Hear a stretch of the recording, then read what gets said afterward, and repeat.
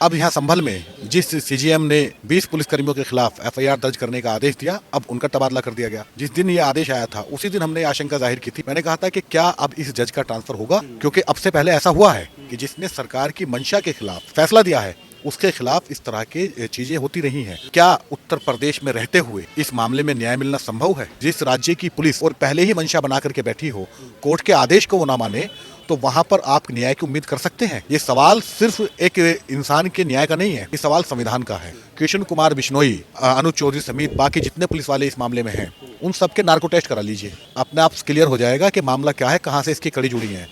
कृष्ण कुमार बिश्नोई पहले ही कह चुके हैं, हम तो जांच कर चुके हैं। जब कोर्ट के आदेश को नहीं माना जा रहा है तो ये तो कोर्ट को सोचना है कि अब कोर्ट का अस्तित्व कहाँ है। ऊपर से जज का ट्रांसफर हो गया और प्रमोशन नहीं हुआ है, डिमोशन हुआ है, और उनकी जगह किसको लाया गया है? आदित्य सिंह को। आदित्य सिंह कौन है? आदित्य सिंह वही जज हैं जिन्होंने संभल में उस जामा मस्जिद के सर्वे के आदेश दिए थे। किसी को नहीं दिख रहा कि ये पूरा खेल, पूरा प्रपंच क्या रचा जा रहा है। ये लड़ाई सिर्फ एक इंसान को न्याय दिलाने की नहीं है, ये लड़ाई संविधान की है। ये लड़ाई लोकतांत्रिक उस व्यवस्था की है जिसमें इस देश के लोग विश्वास करते हैं। जितनी जान की वैल्यू प्रधानमंत्री की है, उतनी जान की वैल्यू रिक्शे वाले की भी है। अदालत ने कहा कि एफआईआर दर्ज करिए, तो उनका पहला कर्तव्य था कि वो एफआईआर दर्ज करते, उसके बाद में उन्हें जहां जाना था वो जाते, वो हाई कोर्ट जाते, वो सुप्रीम कोर्ट जाते। जिस देश में जानवरों के अधिकार हैं, पेड़ पौधों के अधिकार हैं, पत्थरों के अधिकार हैं, जमीन के अधिकार हैं, आप खनन नहीं कर सकते, आप पहाड़ नहीं काट सकते, आप पेड़ नहीं काट सकते, वहां इंसान मारने के लिए क्या कोई सजा नहीं होगी?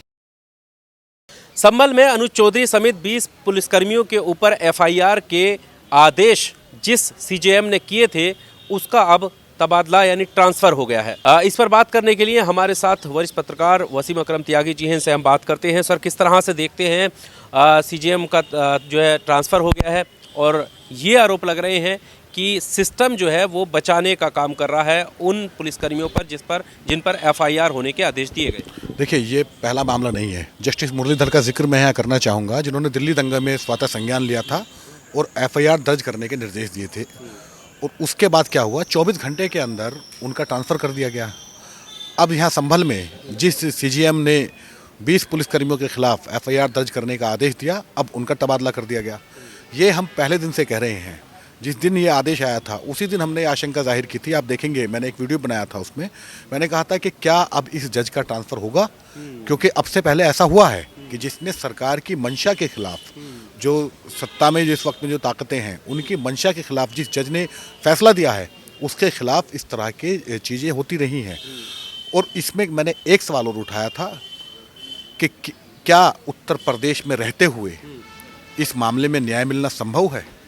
ये भी एक सवाल है, क्योंकि जैसे ही संभल के सीजीएम ने एफआईआर दर्ज करने के आदेश दिए, उसके फ़ौरन बाद में जो वहाँ के एसपी हैं कृष्ण कुमार बिश्नोई, उनका बयान आ गया कि उन्होंने बताया कि ये अवैध है, हम तो जांच पहले ही कर चुके हैं, ये अवैध है, और उन्होंने एफआईआर दर्ज नहीं की आज तक। तो यानी कि जहाँ पर जिस राज्य की पुलिस इस हद तक एक तरह से प्रभावित हो और पहले ही मंशा बना करके बैठी हो, कोर्ट के आदेश को वो ना माने, तो वहाँ पर आप न्याय की उम्मीद कर सकते हैं? उस राज्य में कि उस राज्य की पुलिस अगर जांच करेगी तो क्या गारंटी है कि जो पीड़ित है उसको न्याय मिलेगा? ये सवाल सिर्फ एक इंसान के न्याय का नहीं है, ये सवाल संविधान का है। क्योंकि जो अदालत है, अदालत संविधान के दायरे में है, उस संविधान के तहत है, और उसी ने ही आदेश दिया था। ये आदेश किसी नेता ने नहीं दिया था, किसी अधिकारी ने नहीं दिया था, बल्कि जज ने दिया था। उस जज का तबादला कर दिया गया, और उस पर उस एसपी साहब का बयान, जिस तरह से उन्होंने बयान दिया, वो तो ये सब क्या दिखा रहा है कि ये पूरी एक खिचड़ी है, और इसमें न्याय मिलने की संभावना निचली अदालत से तो लगभग नहीं है। ये हाई कोर्ट जाएगा, और बहुत संभव है कि इस मामले में हाई कोर्ट में स्टे हो जाए, पुलिस को रिलीफ मिल जाए, लेकिन सुप्रीम कोर्ट है उसके बाद में, वो गार्जियन है। सुप्रीम कोर्ट से पहले ये इस मामले में न्याय की उम्मीद लगाना अपने आप को धोखा देखना है। पर फैसले को चुनौती देने की बात बिश्नोई साहब ने, उन्होंने कहा था कि हम हाई कोर्ट जाएंगे, ऊपरी अदालत जाएंगे, सीजीएम कोर्ट के बाद में अगली अदालत में जाएंगे, लेकिन एफआईआर दर्ज नहीं करी। ये उनके अधिकार में नहीं था कि कोर्ट के आदेश को ना मानना उनके अधिकार में नहीं था। कोर्ट ने कहा कि एफआईआर दर्ज कीजिए, तो उन्हें एफआईआर दर्ज करनी चाहिए थी। क्या ये उसके बाद में अवमानना है? और दूसरी बात, जिस तरह की वो बात कर रहे हैं, आप एक काम करिए, कृष्ण कुमार बिश्नोई और अनुज चौधरी समेत बाकी जितने पुलिस वाले इस मामले में हैं, उन सबके नार्को टेस्ट करा लीजिए, या इन 2 अधिकारियों के नार्को टेस्ट करा लीजिए, अपने आप क्लियर हो जाएगा कि मामला क्या है, कहाँ से इसकी कड़ी जुड़ी है। ये भी पता चल जाएगा कि किसके निर्देश में ये सारी चीज़ें, ये संभल का जो प्रयोगशाला बनी है संभल, वो किसके निर्देश पे बनी थी, किस लिए बनी थी, ये भी क्लियर हो जाएगा। इस मामले में यहाँ उत्तर प्रदेश में रहते इस मामले में न्याय की उम्मीद रखना बेईमानी है। इस मामले को ट्रांसफ़र किया जाए किसी दूसरे राज्य में, चाहे दिल्ली किया जाए या किसी और राज्य में किया जाए। यहाँ उत्तर प्रदेश में जहाँ पुलिस पहले ही कोर्ट के आदेश को न मान रही हो, वहाँ पर क्या न्याय की उम्मीद है?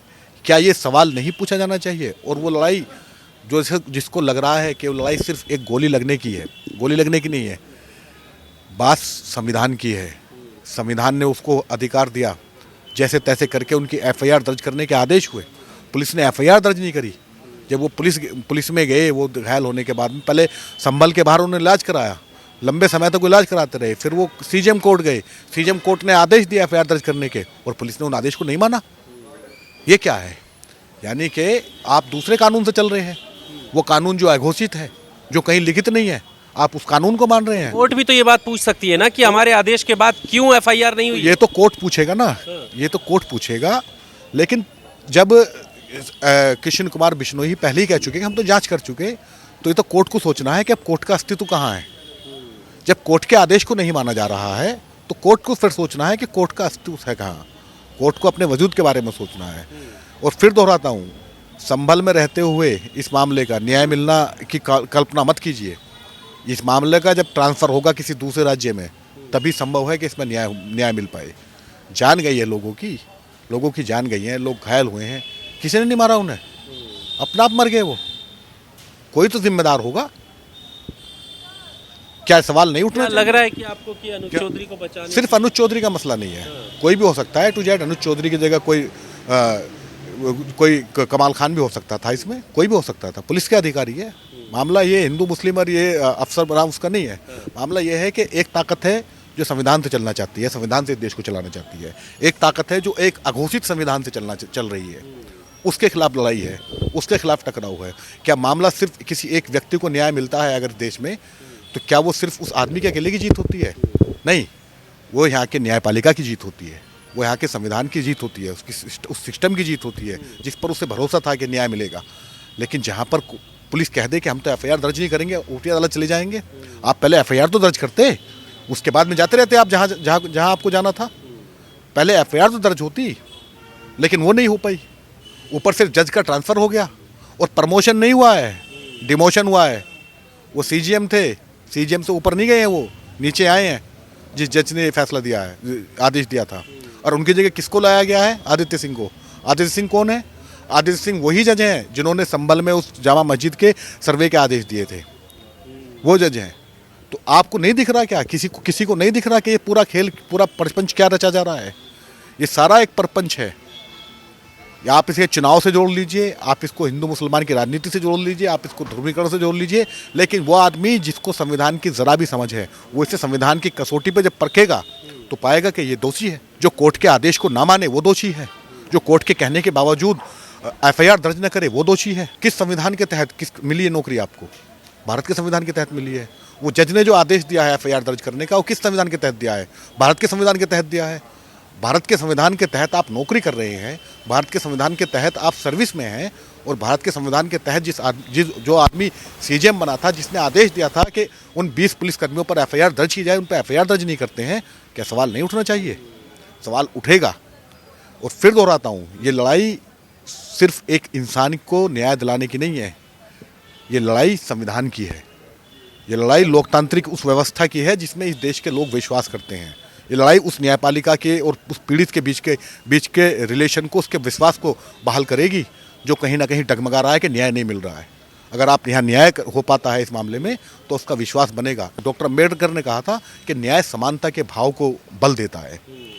आप जब न्याय करते हैं तो उसका विश्वास बढ़ता है देश के सिस्टम में, देश की न्यायपालिका में, देश के संविधान में। उसे लगता है कि कोई ऐसा नहीं है, जंगल राज नहीं चल रहा है कि कोई भी आकर के मार देगा और आपको न्याय भी नहीं मिलेगा। लेकिन जिस जंगल राज में बदलने की कोशिश की जा रही है, ये उसके खिलाफ लड़ाई है।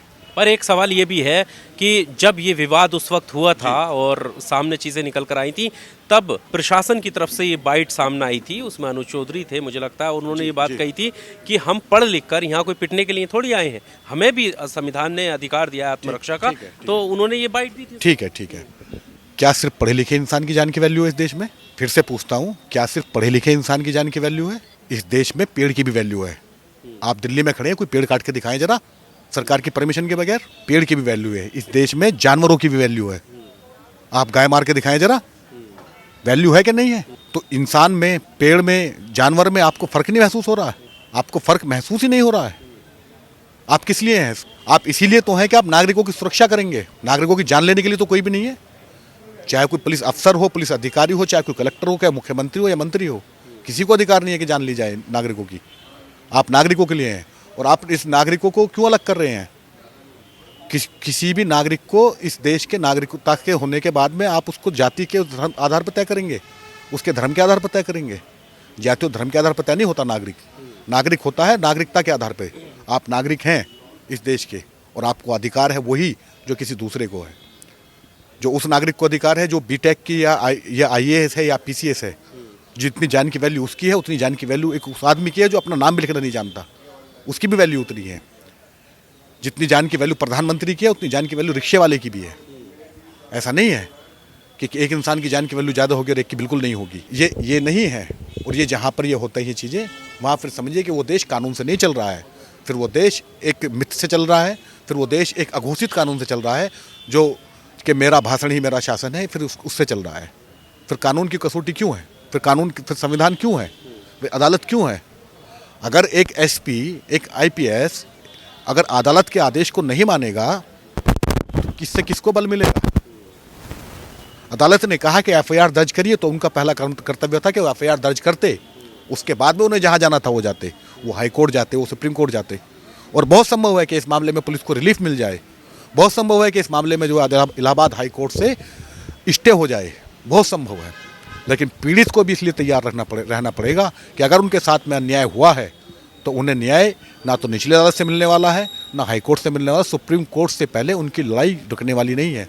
सुप्रीम कोर्ट से पहले उन्हें न्याय मिलने वाला नहीं है। एक आखिरी सवाल, एक आम मुसलमान या कोई भी एक आम नागरिक इस देश का, अगर वो उसे लगता है कि उसके साथ नाइंसाफ़ी हुई है और वो न्याय की तरफ जा रहा है, तो उसके लिए ये कितनी बड़ी चुनौतीपूर्ण होगी कि वो कैसे सिस्टम से लड़ सकता है, कैसे वो हाई कोर्ट फिर सुप्रीम कोर्ट, मतलब इसका जो न्याय की जो प्रक्रिया है वो किस तरफ जा रही है? ये सिर्फ एक नागरिक की लड़ाई नहीं है, ये इस देश की पूरे तमाम नागरिकों की लड़ाई है कि एक नागरिक के साथ में अगर जुल्म हुआ है तो फिर तमाम नागरिकों की जिम्मेदारी ये बनती है, चाहे वो पढ़े लिखे हों, अनपढ़ हों, चाहे वो कलेक्टर हों या सरकारी नौकरी में हों, उनकी जिम्मेदारी बनती है कि उसे इंसाफ दिलाएं, उसे इस देश के सिस्टम में, उसे इस देश की न्यायपालिका में, उसे इस देश का जो तंत्र है, जो सामाजिक ताना बाना है, जो प्रशासनिक तंत्र है, शासनिक तंत्र है, उसमें विश्वास दिलाएं कि नहीं, आपके साथ में अगर जुल्म हुआ है तो जालिम को सज़ा मिलेगी। ये उसके विश्वास को बहाल करना है। ये सिर्फ लड़ाई किसी एक नागरिक की नहीं है। किसी इंसान के साथ में अगर जुल्म हो जाए, आपको बताइए गुरमीत सिंह राम रहीम, उसने तो एक आदमी का दोषी है ना, वो एक ही तो परिवार का दोषी है। तमाम लोग इस देश के लोग तमाम क्यों चाहते हैं कि वो जेल में रहे? क्योंकि वो दोषी है। चाहते हैं कि हम पीड़ित के साथ हैं। ये मानव अधिकार है। जिस देश में जानवरों के अधिकार हैं, पेड़ पौधों के अधिकार हैं, पत्थरों के अधिकार हैं, ज़मीन के अधिकार हैं, आप खनन नहीं कर सकते, आप पहाड़ नहीं काट सकते, आप पेड़ नहीं काट सकते, वहाँ इंसान मारने के लिए क्या कोई सजा नहीं होगी? क्या कोई दंड नहीं होगा वहाँ पे? ये सवाल है।